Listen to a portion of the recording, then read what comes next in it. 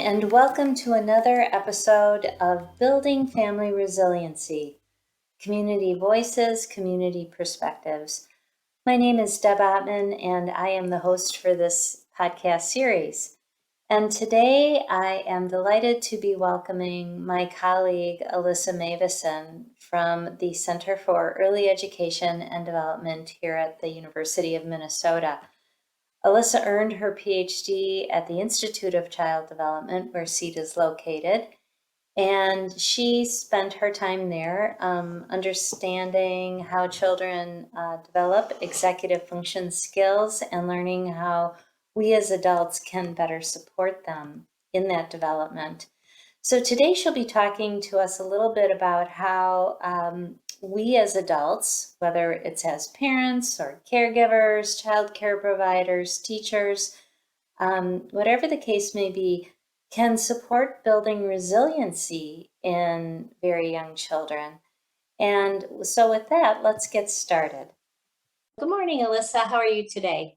Good morning, Deb. I'm good. Thanks so much for having me. Yeah, we're so delighted to have you. So the podcast today is going to talk a little bit about building resiliency in caregivers and in children. And so from your perspective and from your work, can you share with us what resiliency means to you? Yeah, since I looked over the questions, I've just been having so many thoughts about this.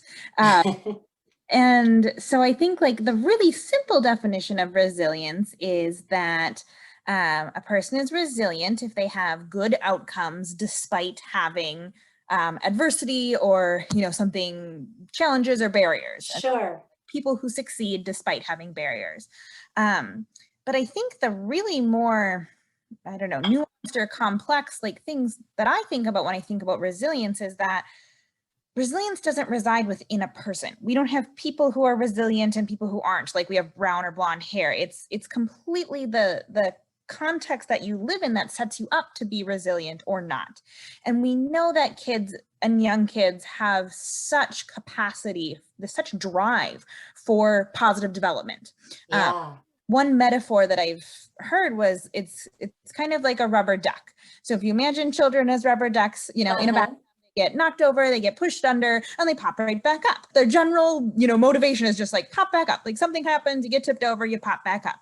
But if you put a duck in the ocean, or if you hold the duck under the running water, they're not going to pop back up. And it's not because the duck was different, it's because their environment is so overwhelming or has had too many of those challenges that have piled on top that they don't get to just keep popping back up. And so I think we really can think about how can we as adults make sure we're taking away those external factors or building in the supports we always come back to is relationships with adults. That is such a critical factor in resilience. And so the definition is simple, but I think it's actually a pretty complex construct of how do we support resilience in young children?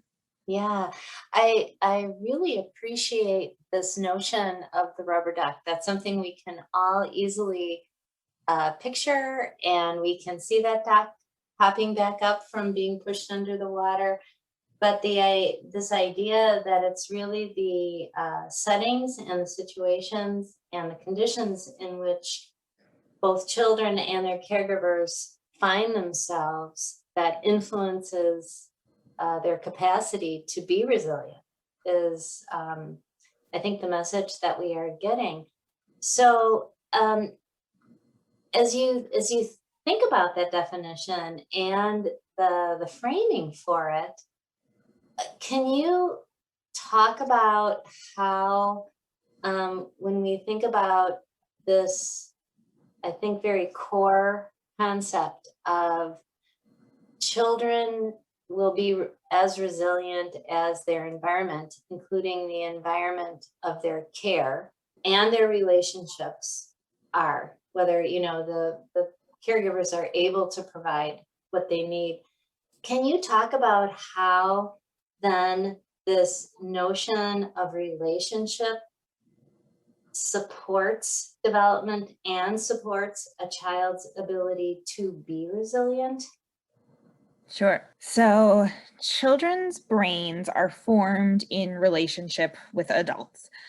So much of their cognitive and emotional processes don't happen inside of the child, they happen between Uh-huh. the child and the people who are taking care of them. If they are in relationships with people who are predictable, who are regulated themselves, who are able to pay attention to that child and really respond to their needs, then the child has that external structure to build all those internal things. And we talk about, in the preschool, children are starting to develop self-regulation, which really isn't still, inside of themselves, but they get to take on more Sure. of that gets transferred to the child, although it's still always so helpful to have that external support. And so relationships are how children build up their brain capacities and their emotional skills and all of those things that allow them to be resilient in later situations. That if they're in foundational relationships in those early years, then they build a better foundation that they can use later on. Gotcha. So, wow, as I think about this past year and all the challenges that COVID presented, certainly two of the things I think that were not present in during this pandemic were the ideas of predictability and safety, which sounds to me from what you've described as being some of the really critical ingredients for that scaffolding of a child's healthy development. So, can you talk a little bit about how um, caregivers' ability to be resilient and how that might have impacted a child's own ability to be resilient in the face of facing these particular challenges? And there may be others that you think of that COVID presented. And so, if you could just share some thoughts that you have about that, that would be Mhm. great. Yeah. So children's sense of safety is so determined by the adult's sense of safety. Young kids, they may, hear the news or, have some other like inputs, but they reference back to their caregiver. If their caregiver Okay. is able to, and not just say the words, like kids are very intuitive and they know when things are wrong, they know when things are disrupted. So it's, more than just okay. But if the caregiver is able to provide a base of like, we're okay, like we still have our routines, we still, you still have the safe people in your life. Sometimes, in this pandemic, like it's, I think, possible for some parents to really maintain that sense of safety and even predictability, even though Mm-hmm. adults didn't necessarily know what was happening week to week or what was going to happen. But I think when adults are in situations where adults are rubber ducks too, too many things piling up on the adults, and the stress is about getting food on the table and having a job and having a place to live. That's when the focus cannot be on exploring with the child and language input in the child, and adults can only do so many things. And so if they are facing so many challenges or barriers or stressors in just basic survival, that's going to impact the child in their relationship with their adult and their sense of safety. So I think that depended, it was so different for every single family. And I think, some kids, I was thinking, I heard a lot about, how dogs loved the pandemic because their owners were home all the time. Some toddlers, that was probably the same too, separation Sure. hard. So for some toddlers, it probably felt very secure to just be at home with your parents. And that was a really great thing, even, Uh-huh. next of like why it was happening wasn't really great. And for others who were losing trusted childcare, who had parents who didn't have the ability to meet basic needs, it could be very different depending on the situation. Gotcha. So you referenced some of these things about how these larger and very critical basic needs for survival, a job, housing, providing nutrition and food, um, can really co-opt and drive a caregiver's focus as well as create anxiety and stress. So um, but if a child is with the parent, why why would that matter? You talked a little bit about things like language development or some of these other, when we think about just the developmental domains of very young children, how might the challenges that caregivers are experiencing impact a child's development, like language, for example? Mhm. Yeah. So I think one way to think about it is that stress impacts adults' cognitive functioning. When we are stressed, we have poor executive function. We're less able to plan ahead. We're less able to kind of make decisions that are, calibrated to risks and rewards and things like that. And so adults are less able to do those kinds of like big picture thinking processes when we're under stress, and things like lack of sleep, lack of nutrition, like, all of those Sure. impact our stress and our emotion and our ability to regulate. And that's Okay. part of executive function too. And so if adults are less able to regulate, they are less able to be a regulating force in a child's life, and less able to, I mean, some of it I think is just the time and the energy. All adults have finite capacity to, engage in thinking. And so if all of your energy is going somewhere else, it's very, very difficult to interact with your children in the same way. And that's For not to sure. say that families who experience stress don't have the capacity to have really positive interactions with their children. Mhm. But we also know that those are the levers that really do make a difference, that if we can reduce stress on families, they are more able to use the resources and the intentions and their desire to have a healthy child, that they're more able to do that if they are under less stress. Gotcha. So their interactions with their children become richer and higher quality overall, and probably Hmm. more frequent, I would imagine. Hmm. They're just open. They're in a place emotionally and mentally where they can participate in that in a more meaningful and richly engaging way, it sounds like. Yes. Gotcha. So that's really helpful to have that perspective as we think about it, and knowing how important and critical these relationships are to children. So, as we think about that and we think about families re engaging with this newly opening world again, are there potential areas that you feel families or their children could potentially struggle with? Or are there any concerns that you wonder about? Yeah. So I mentioned the like separation reunion thing that is typically hard for toddlers. And so Mm-hmm. I think the pandemic has impacted that in a lot of different ways, just who you could see. And so for some kids, going out into the world has suddenly gotten a lot bigger, and their parents Yes. leaving more. There just are more opportunities to go places. So some of that is just kind of developmentally challenging at any time. But if a child has had very little experience separating from their caregiver, that's not going to be something they just do the first time and they're like, this is fine. It's going to seem like a pretty big deal. There are other, I think once you get in the more like older toddler preschool ages, about how do you engage with other kids, at the playground. Those are skills that aren't inborn. Those are things we learn. And so if you haven't had a lot of practice sharing or taking turns, or even just like, what do you do, what do you say when you walk up Uh-huh. and says hi to you, what do you do?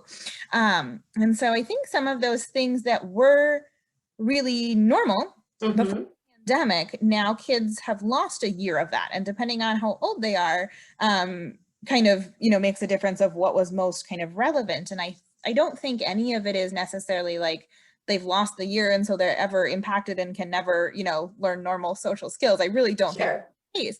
But I think it is potentially going to take a little more input from adults, or just adults being, let's teach some of this. Like my child Okay. really have an opportunity to learn some of these things. And so let's think about, what should they be able to do at this age, and how can we support them in that? Yeah. So this idea of having intentionality in supporting children and in helping them learn some of these skills.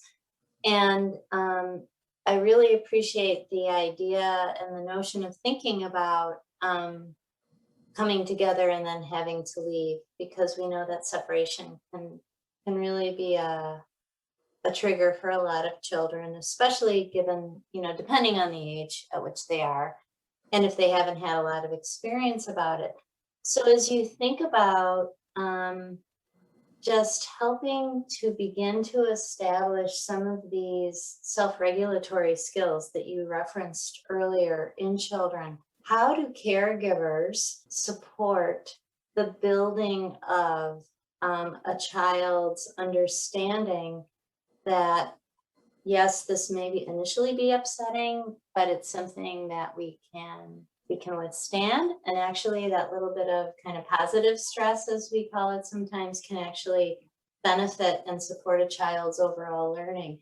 What are some things that families might do as Mhm. they practice that whole dropping off and coming back together? Yeah. So I think one of the most important things that we know helps children regulate is talking about it. Dan Siegel is a researcher who I think coined the phrase "name it to tame it." So if you can label it and say, Okay. "I'm feeling sad, I'm feeling scared, I'm feeling frustrated, and here's why." And so kids, depending on the age, they might not be able to say the why, but maybe you can help them. Is it because of this? Are you worried about this? And then also give them um, give them simple phrases that they can use, or songs or things like that. And so just mommy always comes back, or Daniel Tiger has a song about grown-ups come back. And Mm-hmm. so just being able to, that the child feels seen, that this is that, like, don't just stop crying, you're fine, but like, I see that you're worried about this, you feel scared, this is different, I understand that. And then to give them the reassuring, right, in really simple words that they can understand, of right, you're going to stay with grandma until lunchtime, and then mom will come back. I Gotcha. you up, you're going to be with this teacher until whenever, and I will come back. And so just being able to kind of give those things that kids can anchor or hold on to, I think is one of the simplest way for children, right, to both be acknowledged, which helps them regulate, and then also give them a more positive reframing of, like, instead of, I am alone, this is not okay, mom will come, Mm-hmm. she will come back. Mm-hmm. That's so helpful to remember that even though they may not have the full language capacity yet, they still may be feeling things that they just can't put into words. And so that's one of the ways we can support them, is by giving them the words and the Mm-hmm. language. Yeah, and if kids are having big emotions before they have a lot of words, something I've seen used is like those faces, those pictures. Can you point to how you're feeling? If they, Gotcha.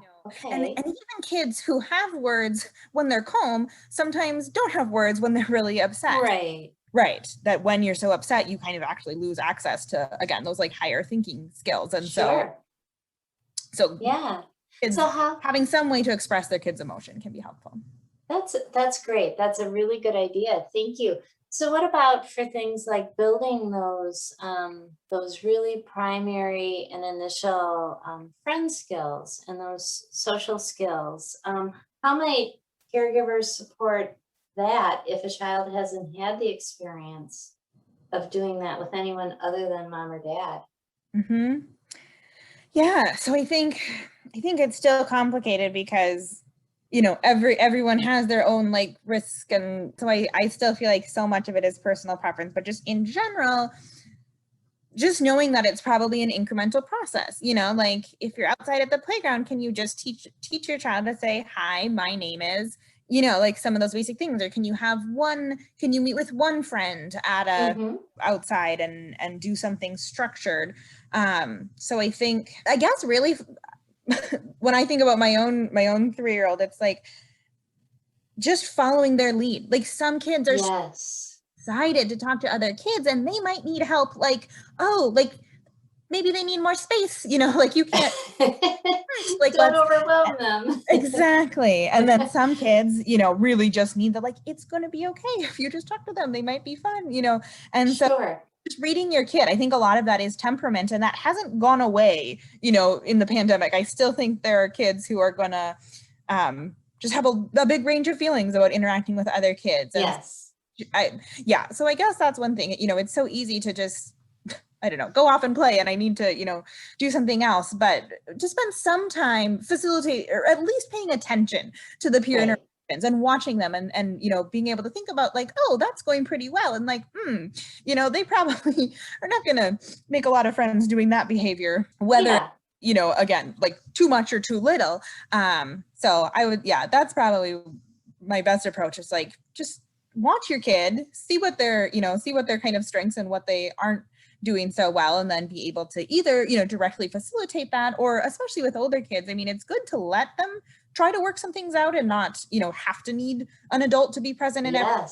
But with younger kids, it might be really helpful to have a parent gradually, kind of step back, instead of just like throwing them into a larger, overwhelming situation and expecting that they're going to be able to kind of do all those social things. Yeah, they haven't had the experience yet to build those skills incrementally. So we may need to help them a little bit. So those are really great suggestions on how to help support kiddos.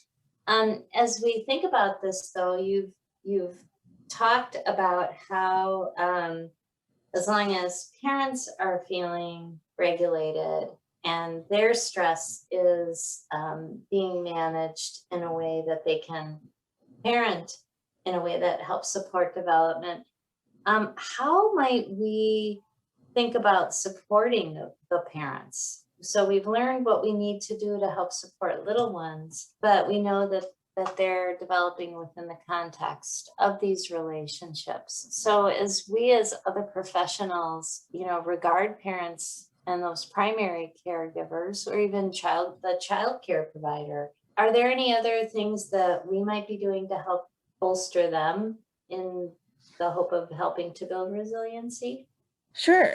So adults, as I said, are rubber ducks like kids, and they function like kids a lot. We also don't do a whole lot of completely self-regulating. Adults also do co-regulating. They rely on people to solve problems with, and so it's the social support that I think has been really detrimental to parents in the lack of social support in COVID. Sure. Building opportunities for parents to talk to each other, for parents to talk to the child care provider, to the teacher about what's going on, about what their concerns are, about, I mean, raising young kids is very overwhelming, and they change a lot, and they have a lot of issues that really impact people's everyday life. And so I think one thing that this field can kind of do is just recognize that parents need the social support and social regulation too.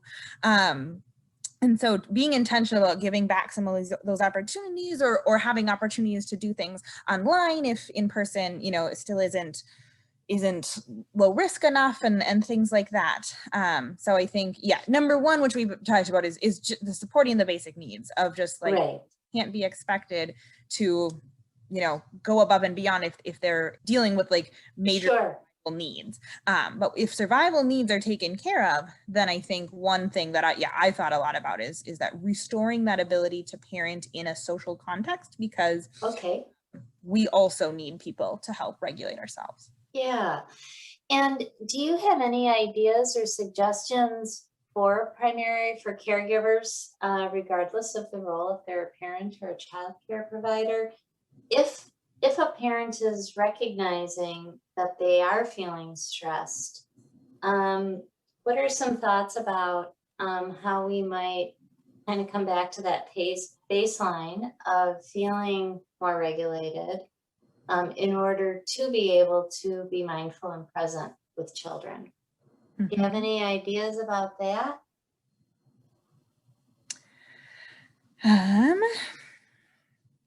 I think, again, I'd had this thought within the pandemic, because I think that's what was so taken away from parents is that they had to be everything for everyone and they didn't get breaks. You know, Right. other people to take care of the kids and there wasn't ways to connect with other people. And so I guess it's my hope that now, you know, in a pandemic, parents would be able to, you know, find someone else to take care of the kids a little bit so they can go for a while, you know, so doing Mhm. care, which, you know, can be really oversimplified, but it really is the regulating yourself so you can regulate the children. Yeah. And that if you don't have that like inner reserve of regulation, it's going to be harder. And you know, I think this is, and it doesn't even have to be like overwhelming amounts of stress. You know, I totally know Sure. myself doing this of, you know, if you get a, you know, email, you're just worrying about something and you're really thinking about something. And then my, you know, 3-year-old says, Mom, I need more milk. And I, you know, my reaction is different. It's like, not right now. Like, and she doesn't about it. She doesn't know, Right. you know, like where my head is, but like, I know I react differently when I'm, you know, caught up in something that I don't give her the same amount of Sure. patience or just, you know, kind of Yeah. So just right willingness to be open to like having a, you know, an interaction. It's just more like, yeah. I can't do that right now. Like, and so finding ways that parents can get back to that, right? Whether that's taking a break, doing things they like to do. But again, like that's sometimes Basic self-care. simplistic, right? It is self-care and do what, you know, do what you can. But I also think that's why also gathering with other people, Mhm. take the kids, at least parent your kids with another parent, you know, like it's Sure. different. Go, you know, go somewhere, do something different, have someone to talk to. So I think it's a complicated ask. And I think, again, it's another thing, depending on your privilege, you know, like you have to have some resources in order to invest in self-care. And so Yes. I think it's important, but I also think it's a bigger issue of we need external supports and parents can't be expected to just like, you'll Be be everything. right. Yes, I gotcha.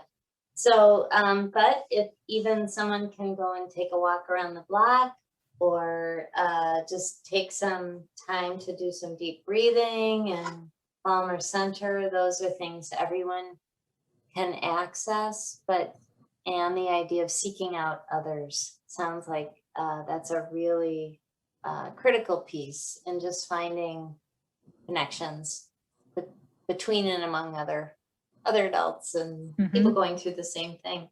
So thank you so much for sharing this. As we come to a close, is there anything, just some final parting thoughts that you would like parents and families to know as they come out of the pandemic and begin to find or rediscover these ways of being in a larger open society?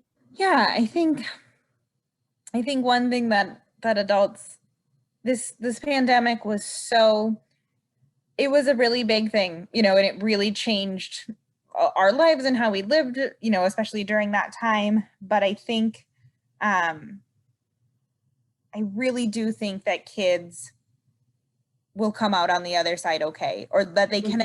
they can, you know, learn the new things, and it's not going to happen right away, and there's going to be bumps and everything, you know, is a phase. Sure. I do think that parents, some of the anxiety about our children during the pandemic was truly our own anxiety. You know, the what if, the like, Okay. you know, they're missing the birthday parties and they're missing the family gatherings, and you know, it's Hmm. sad. It was sad, and they missed so much, and it's hard. But they really are going to be okay. You know, they're Okay. like there's so much more of their life yet to come, and they learned different things and they did different things and they had different experiences. And so that's helpful for me. And I had a baby in the pandemic as well, and you know, like so much, Wow. what a different first year of life this has been. But she gets to keep learning, you know, and Sure.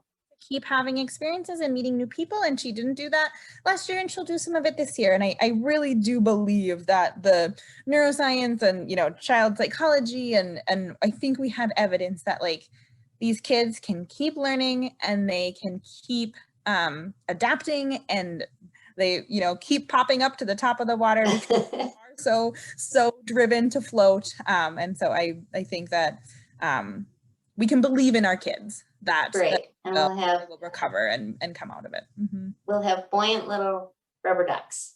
Right. Mhm. Great. Well, thank you, Alyssa, for spending some time with us today. I really appreciate it. And thanks to all of you out there listening.